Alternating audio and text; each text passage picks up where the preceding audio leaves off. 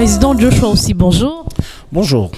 De l'accueil au déroulement de l'émission et l'échange avec nos académiciens, comment est-ce que vous vous êtes senti à ABK Radio? Alors, grande fut ma surprise de voir cet accueil, dont je vous remercie encore. Et je pense que c'est une surprise agréable. Et vous voyez, la preuve en est que j'ai pas envie de partir. Parlons de questions d'actualité, Président. Quels sont les espoirs que le SDF porte sur le dialogue national aujourd'hui? Écoutez, beaucoup. Nous espérons que c'est un début pour la paix dans le sud-ouest et le nord-ouest. Nous espérons pouvoir utiliser cette plateforme pour ramener le régime de Yaoundé à la raison. Et nous espérons que ceux des sécessionnistes qui sont en armes aussi peuvent revenir à la raison. Il y a beaucoup de paramètres qui doivent être pris en compte. Malheureusement, le temps est parti et l'agenda tel que je le connais aujourd'hui, il sera difficile d'y arriver. Mais nous ne fermons aucune porte qui peut nous permettre d'arriver vers cette paix et c'est pour cela que nous avons beaucoup d'espoir. Je ne veux pas y aller avec un esprit défaitiste.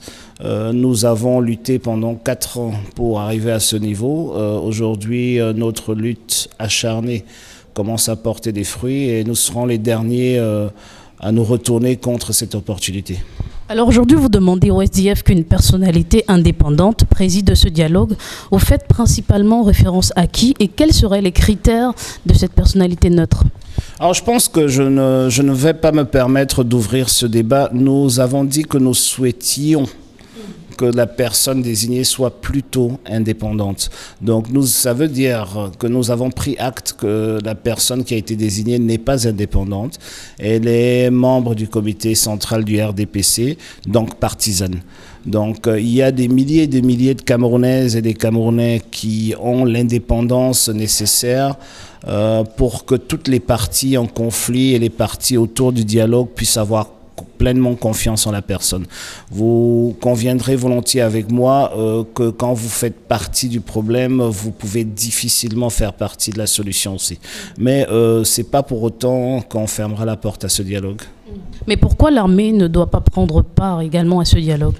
Tout simplement parce que c'est un processus politique et dès que l'armée est apolitique, d'ailleurs c'est pour cela que vous, francophones, vous l'appelez la grande muette. Donc on ne voit pas ce qu'une grande muette vient faire autour d'une table de discussion. Les lois de notre propre pays le prévoient, c'est pour cela qu'un militaire ne peut pas se présenter à une élection. Tout simplement parce que il est aux ordres de l'exécutif, ils sont là pour exécuter des ordres et donc ceux qui doivent discuter, ce sont ceux qui donnent les ordres, pas ceux qui les exécutent. Alors on va sortir dans un instant de cet entretien, Président Joshua aussi. Aujourd'hui, quels sont vos projets politiques? J'ai un seul projet politique aujourd'hui, c'est celui de tout donner pour que la paix revienne dans le nord-ouest et le sud-ouest. Merci Président et à très bientôt. Merci, très bonne journée.